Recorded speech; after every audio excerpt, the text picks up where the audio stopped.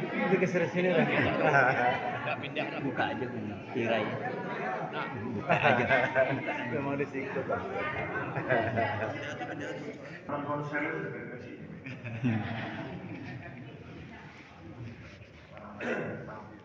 Bismillahirrahmanirrahim. Assalamualaikum warahmatullahi wabarakatuh. Waalaikumsalam warahmatullahi wabarakatuh. Innalhamdulillah nahmaduhu wa nasta'inuhu wa nastaghfiruh. Wa na'udzu billahi min shururi anfusina wa min sayyiati a'malina. May yahdihillahu fala mudilla lahu wa may yudlil fala hadiya lahu. Asyhadu an la ilaha illallah wa asyhadu anna Muhammadan abduhu wa rasuluhu la nabiyya ba'dahu. Allahumma shalli ala sayyidina Muhammad wa ala ali sayyidina Muhammad. قال الله تعالى في كتابه الكريم أعوذ بالله من الشيطان الرجيم بسم الله الرحمن الرحيم قل إن كنتم تحبون الله فاتبعوني يحببكم الله ويغفر لكم ذنوبكم والله غفور رحيم وقال تعالى كنتم خير أمة أخرجت للناس تأمرون بالمعروف وتنهون عن المنكر وتؤمنون بالله وقال تعالى والعصر إن الإنسان لفي خسر إلى الذين آمنوا وعملوا الصالحات وتواصوا بالحق وتواصوا بالصبر وقال النبي صلى الله عليه وسلم جددوا إيمانكم قيل يا رسول الله وكيف نجدد إيماننا قال رسول الله صلى الله عليه وسلم أكثروا من قول لا إله إلا الله قال رسول الله صلى الله عليه وسلم كلنا كل أمة يدخلون الجنة إلا من أبى قيل يا رسول الله ومن يأبى قال رسول الله صلى الله عليه وسلم من أطاعني دخل الجنة ومن عصاني فقد أبى صدق الله وصدق رسول الكريم وكما قال رسول الله صلى الله عليه وسلم. Bapak-bapak, ibu-ibu, jamaah salat subuh yang dirahmati oleh Allah Subhanahu wa taala, yang saya muliakan, saya banggakan ketua pengurus masjid beserta pengurus, kemudian para alim ulama, para ustaz, para tokoh agama, para tokoh pemerintahan, Pak Wali, Pak Jorong, kemudian ketua BPRN, dan juga para tokoh adat Angkuri, Imam, ibu-ibu muda dua, tokoh pemuda, ada tokoh pemuda Pak? Satu aja. Dua. Tokoh pemuda 65 ya, angkatan 65. Yang banyak tokoh pemuda angkatan 65, rambut putih lampu. Jamaah sekalian yang dirahmati Allah Subhanahu wa taala. Puji syukur kepada Allah Subhanahu wa taala. Salam dan salam senantiasa kita limpahkan kepada junjungan kita Nabi Muhammad sallallahu alaihi wasallam. Bapak Ibu yang mulia, alhamdulillah kunjungan saya ke sini sebenarnya kedua. Waktu itu saya mampir sholat maghrib ya. Sholat maghrib. Cuman kalau kunjungan sholat subuh baru sekali. Dan ini adalah urutan kunjungan kami ke 215. 215 Pak. Banyak sini Pak? Hah? Banyak. Masjid kok Pak di Tanah Datar 243 masjid. Tanah Datar ada dua. Tanah Datar yang masuk wilayah Padang Panjang, seluruh foto Pak, Batipu Selatan kok.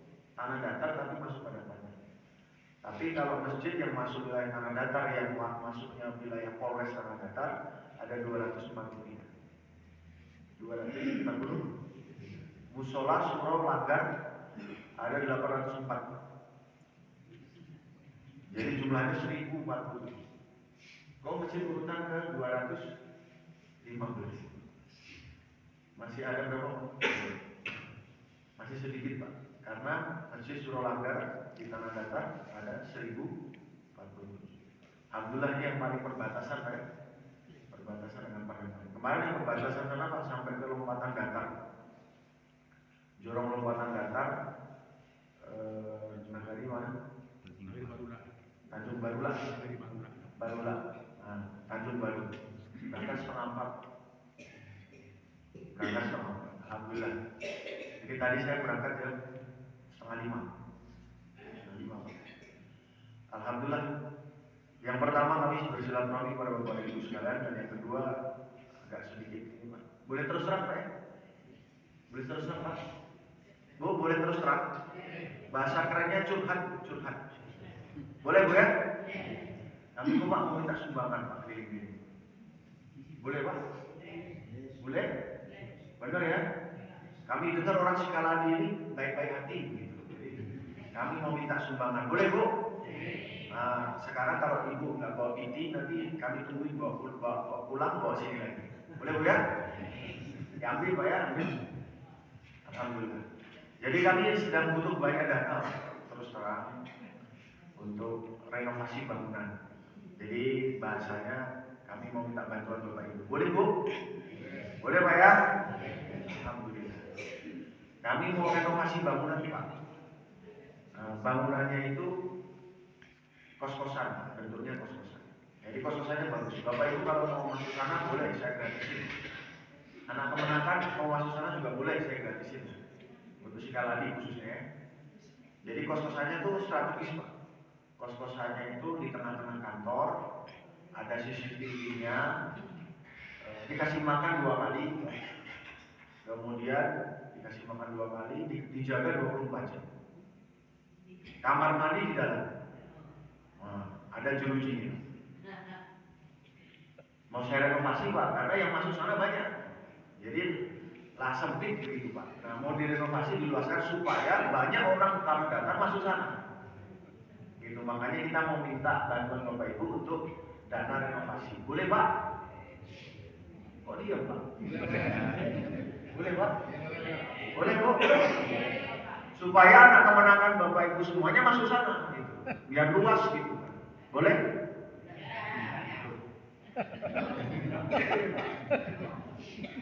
Gimana Pak? Boleh Pak? Pak? Boleh. Boleh? Hah? Direnovasi boleh, tapi tidak boleh masuk sana.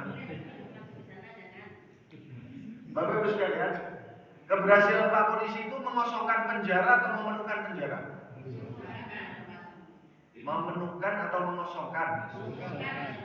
Mengosongkan. Kalau mengosongkan ngapain direnovasi? Itu maksud saya. Jadi boleh nggak Pak? Nggak usah, nggak boleh. Yang 214 kemarin alhamdulillah nggak boleh Pak, syukurin masuk sana katanya. Jadi tugasnya Pak Polisi itu mengosongkan penjara, bukan memenuhkan.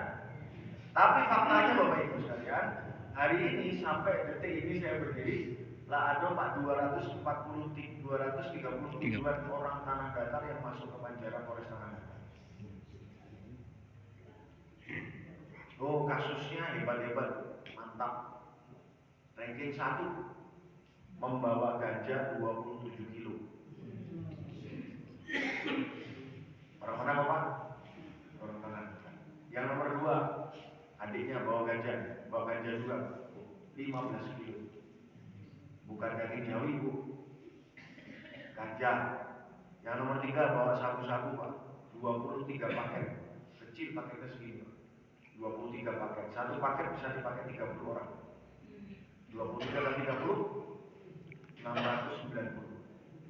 690. Di Jorong sini ada berapa penduduknya Pak? Jorong.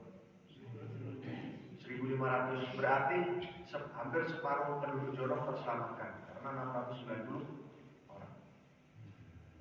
Yang nomor 4, anak muda umur 17 tahun, maling kambing 29 ekor. Yang nomor 5, anak muda usia 15 tahun, maling motor 4 biji. Maling motor. Paling muda.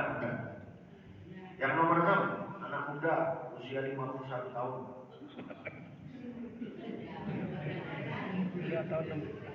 Mencabuli anak 15 tahun.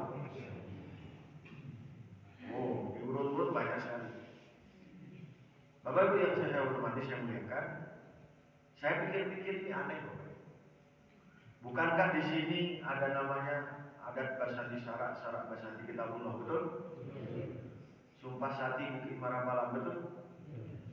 Tanah datar kolu anak tua pusek jalur Minangkabau, betul? Kenapa banyak yang masuk penjara? Apalagi Pariaman, Pak.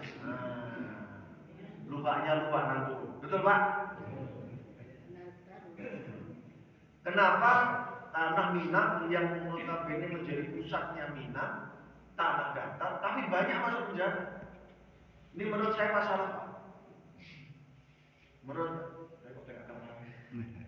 Menurut saya masalah Pak. Masalah bukan Bapak Ibu. masalah Pak Polisi, Pak Bu. Bukan Pak, ini bukan masalah saya juga, masalah Bapak Ibu juga. Betul tidak? Nah, maka itu Bapak Ibu yang mulia, kami, saya, Pak Wakaf, ini Pak Wakaf hadir Pak. Nah, kami ini Pak Kasat Lantas. Kami hadir ke sini Pak, putar-putar masjid, pengen mengajak seluruh warga masjid, kaum muslimin dan muslimat, untuk menyelesaikan masalah ini. Mau nggak Pak? Bekerja sama, jadi bukan cari duit, bukan minta ini ya Bu ya. Tadi bercanda Bu. Pak, tadi bercanda. Pengen menyelesaikan masalah. Bapak mau nggak kami jalin kerjasama untuk menyelesaikan masalah ini bersama? Nah, maka alhamdulillah Bu ya. Sampai beberapa saat ini nanti kita akan bicara tentang masalah ini. Yang pertama fenomenanya ini apa? Kok sampai ada masalah ini? Musik Jarum dengan Kapok kok masih ada masalah ini? Fenomenanya ini apa? Yang kedua penyebabnya apa? Yang ketiga solusinya apa? Jalan keluarnya apa? Yang keempat siapa yang bertanggung jawab? Saya ulangi Pak. Yang pertama fenomenanya apa? Yang kedua penyebabnya apa? Yang ketiga solusinya apa? Yang keempat siapa yang bertanggung? Kok sampai jam berapa Pak Ketua? Sampai selesai kalau zuhur Bapak ya kan? Baik, nah sebentar aja lagi. Yang pertama Bapak yang mulia, fenomenanya apa? Pak, kalau saya lihat dari fakta yang tadi Pak, 237 orang. Kalau saya tanya satu-satu Pak tadi, yang pakai narkoba, yang maling, yang cabul segala macam. Pak, boleh Pak pakai narkoba? Tidak boleh Pak. Kenapa kok pakai narkoba? Hilang Pak. Pak, kenapa maling Pak? Memang boleh maling? Tidak boleh. Kenapa maling? Hilang Pak. Kenapa? Cabul Pak. Sama siapa? Sama tetangga. Kenapa? Boleh. Cabul sama tetangga? Tidak boleh. 237 orang yang masuk penjara Pak, ditanya satu-satu, mereka selalu mengatakan tidak boleh. Mereka tahu perbuatan itu tidak boleh, baik secara agama maupun secara aturan hukum, tetapi mereka tetap melanggar. Ini Pak, fenomena ini sama persis kayak zaman dulu. Ada satu zaman namanya zaman jahiliyah. Ibu tahu zaman jahiliyah? Zaman apa Bu? Zaman apa Pak? Rata-rata orang mengatakan zaman jahiliyah itu kebodohan. Betul. Bahasa Arab jahil, bodoh. Tapi ada arti lain Pak. Jahil itu sengaja melanggar. Sengaja. Dek, Bapak tanya ya. Boleh nggak kepala temannya dibunyikan? Nggak boleh. Tapi karena anaknya jahil, kepala temannya dibunyikan. Dasar anak jahil kamu. Betul? Sengaja. Nggak boleh. Tembok lagi jet Pak putih. Ada anak mau pilok kamu pikir baik-baik. Ini tembok habis dicat. Boleh nggak kira-kira dicat apa dicoret-coret? Dia bilang tidak. Jadi jahil maknanya sengaja melanggar. Zaman dulu Bapak Ibu ya.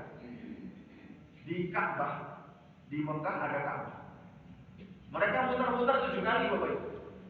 Kalau ditanya, Bang, kenapa muter-muter 7 kali? Pak, kok namanya tawaf? Buat apa? Buat ibadah. Kepada siapa? Kepada Tuhan. Tuhan di mana? Di atas langit. Siapa nama?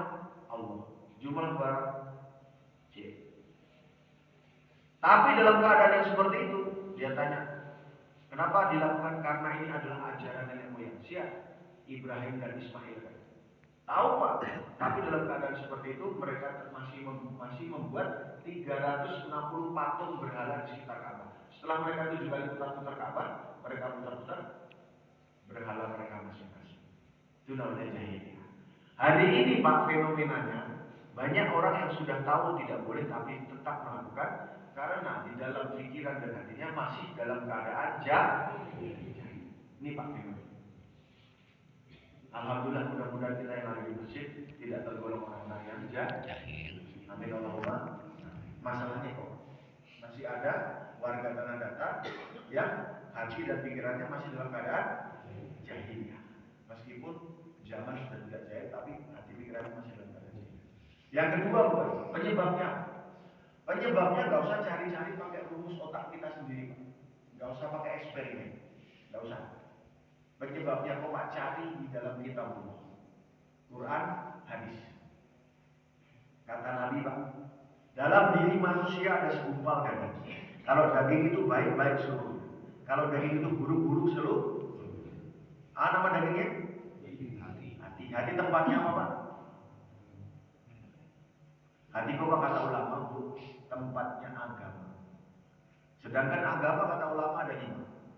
Iman, ibadah, muamalah, muasyarah, akhlak. Saya ulangi, Pak. Iman, ibadah, muamalah, muasyarah. Jadi kalau hatinya buruk, maka agamanya buruk. Pasti imannya buruk, ibadahnya buruk, muamalah buruk, muasyarah buruk, akhlaknya buruk. Tapi kalau hati manusia baik, Pak, pasti agamanya baik. Agama baik, maka imannya baik, ibadah baik, muamalah, muasyarah, akhlaknya pasti baik. Ada buktinya, Pak? Ada. Yang 237 tadi, Pak, ambil ibadah. Yang 200, kalau iman kan gak kelihatan, Pak, ya. Kalau ibadah kelihatan. Yang 237 tadi, Pak, seluruhnya ketika ditanya, Bang, waktu kemarin ditangkap, sehari itu sholat, mereka mengatakan tidak pernah sholat. Jadi yang ketangkap di penjara kemarin, Pak, waktu ditangkap tidak pernah sholat. Terbukti, Pak. Maka ada yang nyolong, cabul, mencuri, ya kan, menghina, narkoba, dan lain sebagainya. Sini. Maka terbukti iman, ibadah, muamalah, muasyarah, akhlak buruk. Nah sekarang kita cek, Pak, kemungkinan di tempat ini. Jorong tadi berapa, Pak? Jumlah penduduk? 1.500. 1.500 laki-laki, perempuan berapa? Musola?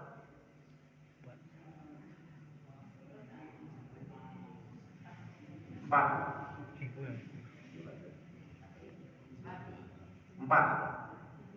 Lebih apa lagi itu, Pak? Berapa, Pak? Di Jorong ini musola. Masjid 2. 9.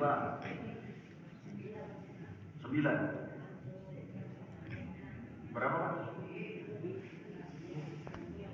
Tambah 2, berarti 6. Tadi saya bilang 500 ya. 500 bagi 6.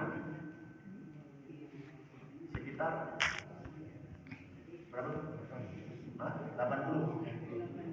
80 plus minus masjid naik, musola turun. 80, masjidnya naikkan 90 atau 100, musola turun 70, 50. Kan begitu, Pak, ya? Nah, kita ambil rata-rata 90, Pak. Masjid berarti 90. Sekarang yang hadir di masjid ini berapa, Pak?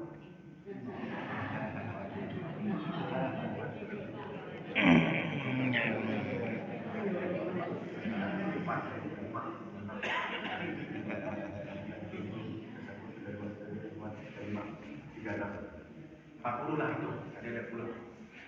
90 dikurangi 40, berarti yang 50 kamar. 4. Tidur itu sholat apa enggak? Langsung enggak. Dia bilang aja, Bu, tidur Pak kalau, tapi habis itu sholat di rumah, kan gitu, baik sakal gitu, Bu. Iya, khusnudon gitu. Ya, sholat di rumah berapa? Dari 50. 20 ya, baik sangkanya 20, yang 30 enggak sholat. Pertanyaan terakhir saya, Pak, apakah Bapak yakin seluruh warga di Jorong ini, seluruhnya baik ke musola ataupun masjid, seluruhnya sudah sholat? Yakin? Saya ulangi pertanyaan, apakah Ibu Bapak yakin kalau seluruh penduduk di Jorong ini yang jumlahnya 1.500, terutama laki-laki baiknya semuanya sudah sholat? Belum. Saya balik pertanyaannya, apakah Bapak Ibu yakin kalau di Jorong ini, terutama laki-laki baliknya masih ada yang tidak sholat? Banyak.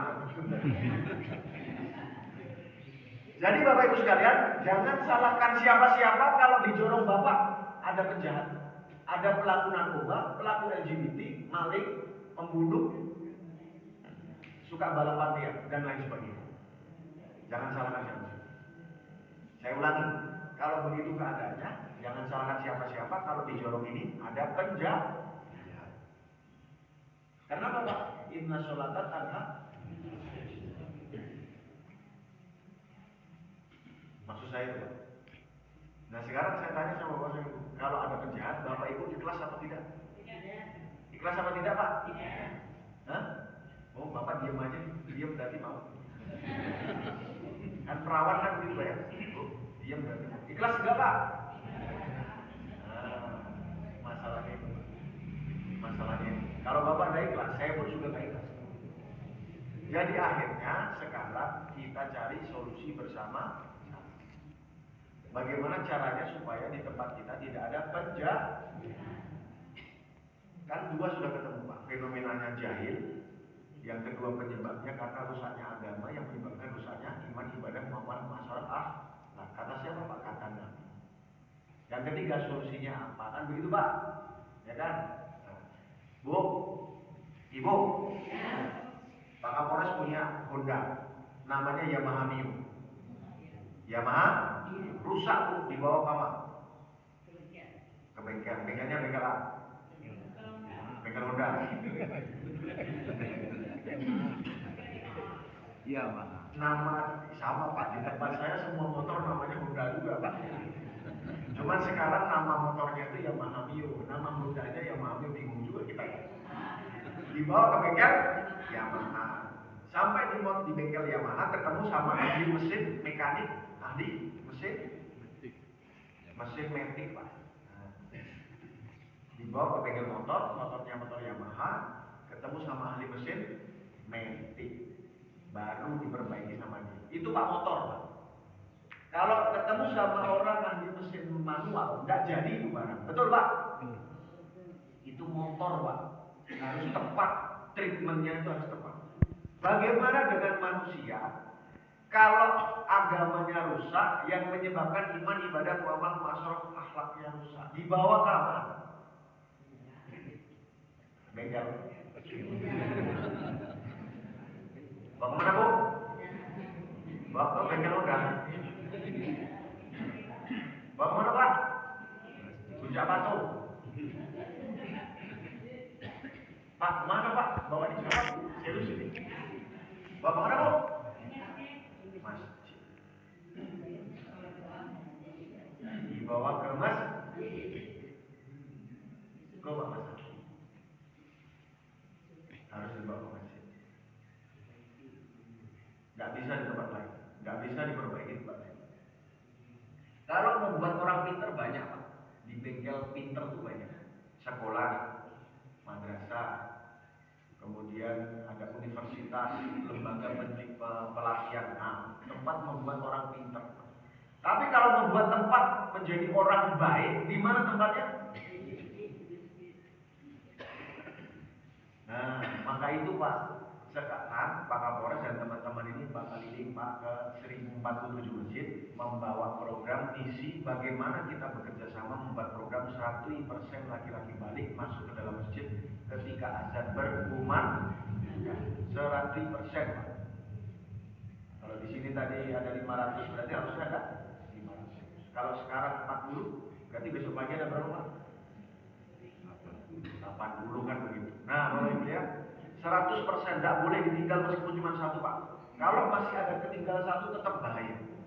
Bapak Ibu di zaman pemilu kemarin, boleh nggak satu orang lolos tidak masuk dalam daftar pemilih tetap DPT? Boleh? Boleh Bu? Nggak boleh Pak. Makanya Bapak Ibu di sensus dicatat namanya siapa yang berhak memilih ditempeli pintu. Betul? Orang partai juga begitu, tidak boleh Bapak Ibu lolos untuk tidak mencoblos partai mereka, betul? Makanya Bapak Ibu dikejar pakai program namanya serangan fajar, betul Pak? Dibawain amplop. Berapa Pak di sini Pak? Amplop. Bapak Ibu yang mulia, kalau Bapak Ibu salah nyoblos, resikonya paling-paling berapa tahun? 5 tahun. Bagaimana resikonya orang tidak sholat satu kali Pak dengan sengaja? Nabi SAW sabdakan satu orang yang tidak sholat dengan sengaja kena hukum. Tidak usah. Satu orang yang tidak sholat dengan sengaja kata Nabi, dia akan masuk dalam neraka selama satu hukum lamanya 80 tahun. Satu hari akhiratnya 1000 tahun di muka bumi. Dalam satu tafsiran hadis, satu kali tidak sholat dengan sengaja, maka dia masuk dalam neraka selama 280 juta tahun. Pagi hari ini ada 50 orang tidak sholat di masjid Bapak. Biarin Pak, bukan saya, bukan istri saya, bukan anak saya. Begitu Pak. Harus ditolong Pak. Harus ditolong. kita usaha tolong Pak, apalagi yang dekat. Tuh Pak yang jauh nih, saudara kita, orang Palestina. Kita tolong kan? Kalau bisa kita ke sana, betul?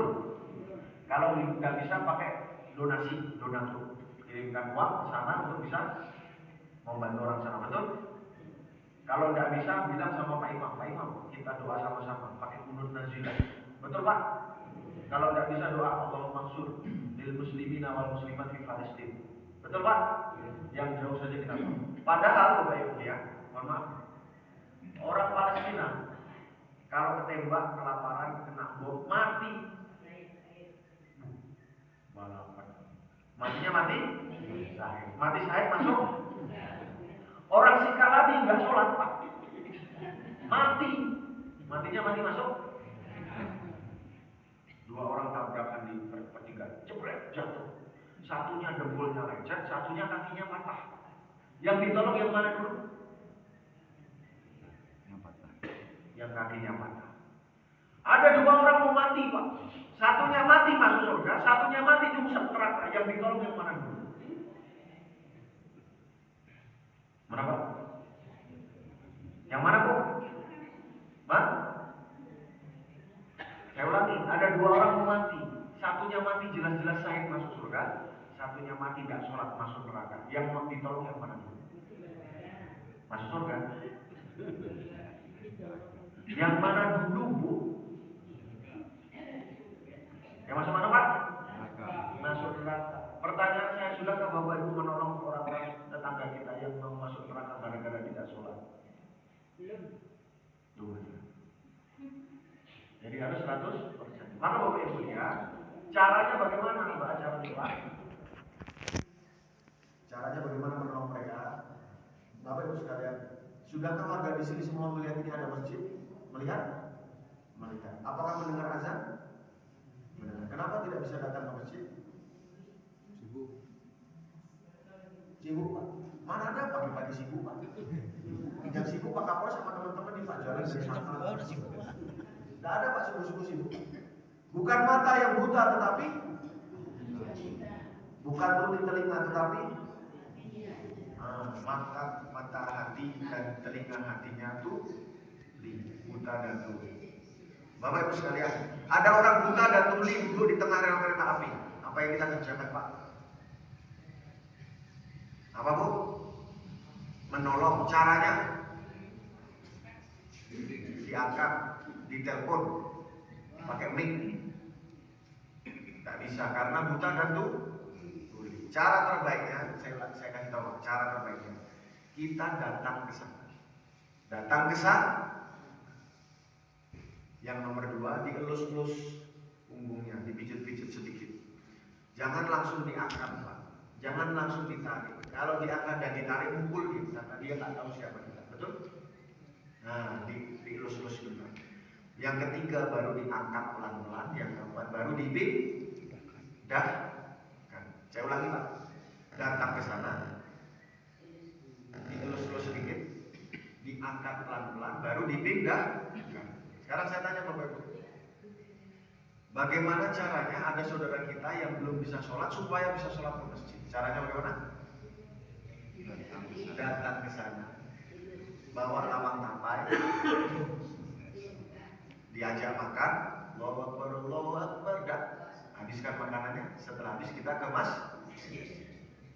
Jangan dibilang kafir, jangan dibilang sesat, jangan dibilang gak sholat masuk neraka. Disayang-sayang, dielus, itu cara. Jadi bahasa Minangnya Pak, dijemput. Gak bisa pakai. Udah waktunya selesai. Tanda-tanda Pak ya. Maka Bapak yang mulia, caranya dengan dijemput. Nggak bisa Pak dipakai mic, nggak bisa pakai handphone, nggak bisa. Harus dijemput. Jadi Pak, kalau sekarang ada 40, besok pagi ada berapa Pak? Orang itu bukan ajaran Nabi Pak. Itu karangan-karangan kita. Siapa bilang? Coba buka dalam kitab Taurat, kitab sejarah. Banyakkan mana Nabi menjemput, mendatangi orang atau mendatangkan orang? Banyak mana Nabi mendatangi orang atau mendatangkan orang? Coba tanya. Mendatangi orang. Jadi kalau kita mendatangi orang Bapak Ibu yang mulia, itu adalah mengikuti sunnah Nabi Muhammad SAW. Bukan mendatangkan orang, dipanggil-panggil baru kita ngomong di depan. Ini kayak saya ini mendatangkan orang nih Pak. Bapak datang, saya ceramain kan gitu. Padahal ini bukan ceramah Pak ya. Pak Kapolres pengen curhat. Jadi banyak Nabi mendatangi orang. Bahasa kerennya Pak, silaturahmi. Bahasa kerennya sekarang door to door. Jadi door to door itu adalah ajarannya Nabi Muhammad SAW.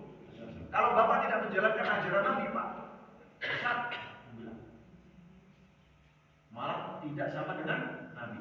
Berbeda sedikit saja dengan Nabi bahaya Pak. Contoh, Bapak Ibu orang Minang, orang Padang punya klub bola namanya Semen Padang. Warna kaosnya Pak? Sirah, merah. Betul Bu ya? Betul Pak? Pak, Bapak ini bengong-bengong ini. Bingung atau gimana Pak? Bapak bengong-bengong. Ibu bengong-bengong enggak? Enggak bingung kan Bu? Saya ngomong gini bisa diterima Pak ya? Bingung Pak? Karena beda Pak ya? Bukan ini soalnya bukan ceramah Pak. Ini kita berpikir bersama-sama Pak, bagaimana lingkungan kita ini aman. Bapak punya klub bola, ibu punya klub bola namanya Semen Padang. Warna kaosnya merah, sirah, gambar kepala kerbau. Betul Pak? Saya orang Jakarta. Katakanlah begitu, utama di Jakarta Pak. Punya klub bola namanya Persija Jakarta. Jackmania. Warna kaosnya oranye. Oranye sama merah tanding. Oranye sama merah tanding di Padang. Kiai Haji Agus Salim di stadion sana. Tanding. Bapak Ibu datang pakai kaos merah, saya datang pakai kaos oranye. Bayangkan Bapak Ibu, di tengah Bapak Ibu yang Bapak sedang menonton bola, teriaknya hidup Semen Padang, pakai kaos merah semua. Hidup Semen Padang, hidup. Saya juga begitu. Hidup Persija Jakarta. Di tengah-tengah Bapak Ibu ada satu orang, dia bilang pakai kaos merah, tetapi hidup Persija Jakarta. Apa yang terjadi Pak? Apa Pak? Pulang dan selamat Pak. Mukanya bonyok-bonyok. Diinjak-injak itu kepalanya. Betul Pak? Sambil diteriaki pengkhianat. Kok lay pengkhianat. Kaos merah tapi teriaknya hidup Persija Jakarta pengkhianat. Gara-gara apa Bapak Ibu? Beda ucapan sama beda kaos. Beda ucapan sama beda kaos Pak, mati diteriaki pengkhianat. Bagaimana kalau kita berbeda dengan Nabi Muhammad SAW? Setiap hari teriaknya Allah SWT, tapi tidak pernah mendatangi umat. Tidak pernah mendatangi saudara-saudara kita yang tidak sholat. Nabi hari-hari berpikir untuk umat, mendoakan umat, bergerak mencari umat. Betul Pak? Hari-hari kita bergerak mencari apa? Bergerak mencari piti, berdoa menangis untuk piti. Setiap hari berpikir untuk piti. Nabi bilang umat, kita bilang piti. Ketemu di Telaga Kausar Pak, mau dikasih air minum sama Nabi lu. Nabi tahu Pak, saya bilang umat, kamu bilang piti. Kira-kira apa yang terjadi Pak? Alhamdulillah min dzalik. Bisa jadi kita dikatakan pengki.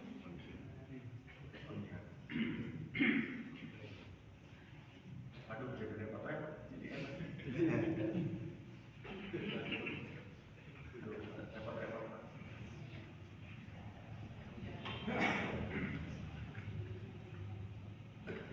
Harus habis Pak. Harus. Bisa jadi kita dibilang pengkhianat Pak. Jadi Bapak Ibu yang mulia, mendatangi umat untuk bisa sholat ke masjid, menjauhi umat itu adalah sunnah Nabi Muhammad SAW. Meniru mencontoh Nabi SAW yang akhirnya membuat kita selamat hidup dunia dan akhirat. Kalau mau selamat Pak, pikir ke umat. Bapak Ibu yang mulia, maka 100% laki-laki balik masuk dalam masjid ketika azan berkumandang, caranya dengan dijauhi, masukkan kembali ke dalam masjid. Bapak Ibu bayangkan kalau 1047 masjid yang tadi saya bilang di seluruh tanah datar, seluruhnya 100% laki-laki balik masuk dalam masjid ketika azan berkumandang. Apa yang terjadi Pak dengan tanah datar? Walau anna ahlal qura amanu wa taqaw la fatahna 'alaihim barakatin minas sama. Kalau seandainya penduduk dalam satu nagari, jorong, kabupaten, kecamatan, negara beriman dan bertakwa kepada Allah Ta'ala, imannya sempurna, takwanya implementasi dari iman sempurna, maka Allah berikan keberkahan dari atas, keberkahan dari bawah. Dari atas hujannya menyuburkan tanaman, tanamannya berhasil panen, tidak ada lonjakan harga-harga, BBM aman, tidak mahal, kehidupan bawah sentosa, adil makmur, baldatun, thayyibatun, walaupun kalau tidak ada iman dan takwa Pak dalam satu nagari, jono, kecamatan, negara, kabupaten, provinsi, maka yang dari atas jadi bencana, yang dari atas jadi bawah jadi bencana. Yang dari atas hujannya menjadikan banjir, tanah longsor, galulung, angin puting beliung. Yang dari bawah kehidupannya carut marut, anak berani kepada orang tua, harga melambung tinggi, pembunuhan, LGBT, narkoba, geng motor, pembunuhan, cabul dan lain sebagainya. Oh Pak, ternyata terutama Pariaman Pak, hati-hati Pak, hati-hati. Lah ada tanda-tanda apa Pak? Dekat Gunung Merapi, kakek. Coba ya, ada air hangat Pak ya? Berarti di bawah air hangat ada apa? Nah, ada api, kan begitu Pak. Luk. Nah, yang paling pertama kali meledak, nah sini Pak. Ya kan, betul nggak Pak? Enggak, maksudnya nggak nakut-nakutin Pak. Maksudnya nggak nakut-nakutin. Cuman harus kita jaga kan itu Pak ya, supaya apa? Supaya tidak ada bencana. Cara mencegah bencana dengan memakmurkan masa. Kan begitu Pak ya? Maka Bapak yang mulia harus kita jauh. Nah yang terakhir Pak, yang keempat, lah ketemu Pak ya, fenomenanya jahil, penyebabnya rusaknya agama, iman ibadah masyarakat, kemudian cara menyelesaikannya dengan 100% laki-laki balik masuk dalam masjid, ketika ada azan berkumandang dengan cara dijauhi, ya Pak ya. Yang terakhir tanggung jawab siapa? Tanggung jawab kita semua. Kita sedang duduk Pak, ada satu orang, dua orang datang kepada Pak Imam atau Pak Ketua. Pak Imam, Pak Ketua, saya tidak mau merusak masjid. Saya tidak mau memecahkan kaca, saya tidak mau mencuka-cuka keramik, merobek-robekkan. Saya minta izin Pak, minta tolong diizinkan. Apa? Saya mau minta izin memotong tiang masjid. Boleh Pak?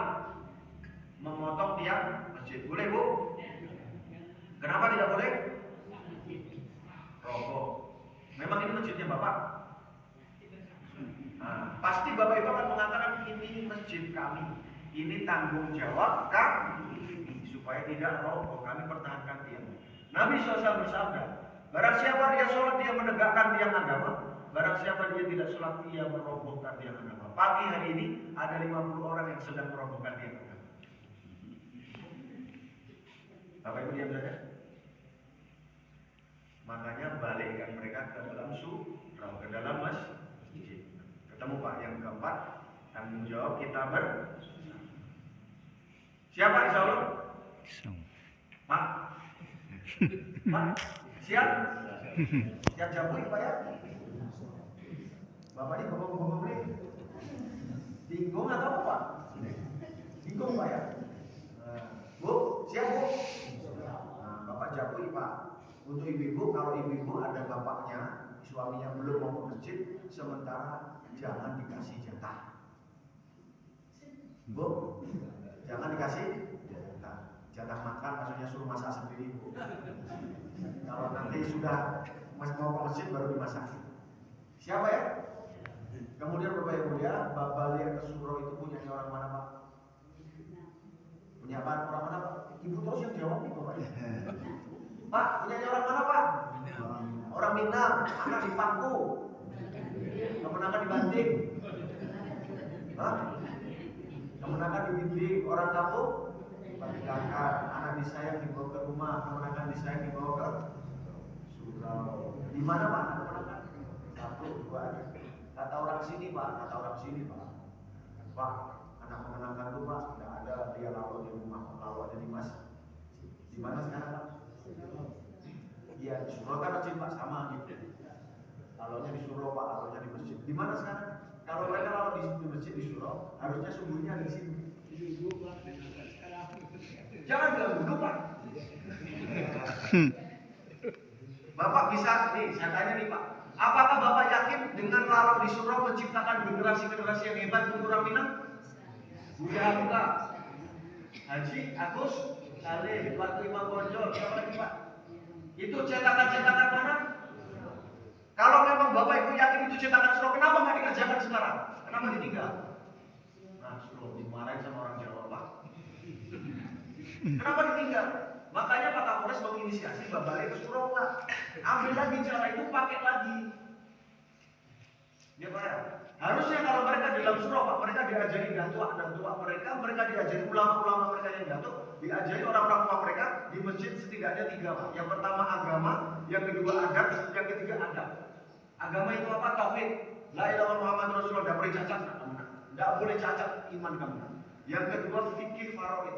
Sholat, zakat, puasa, sedekah, haji, umroh, dijelaskan fikih-fikihnya. Yang ketiga Quran, membaca dan menghafalkan. Yang nomor 2 diajari adat Pak. Adat bangsa adat, adat teradatkan, adat diadatkan, adat istiadat kamu. Betul? Yang ketiga diajari adab. Diajari adab lewat mana Pak? Lewat petaka politik. Diajari lewat guru, diajari lewat silek, diajari lewat musyawarah mufakat setidaknya. Betul Pak? Karena hari ini mereka tidak di surau. Mereka belajar dari mana? Dan dari siapa? Belajar apa mereka? Nih, setan gepeng. Mereka belajar dari sini sekarang Pak. Kenapa? Karena mereka tidak di surau. Mereka di masjid. Rusak tidak Pak? Dan kami Pak, saya, Pak Waka, seluruhnya ini sudah bersepakat. Kami tidak rela.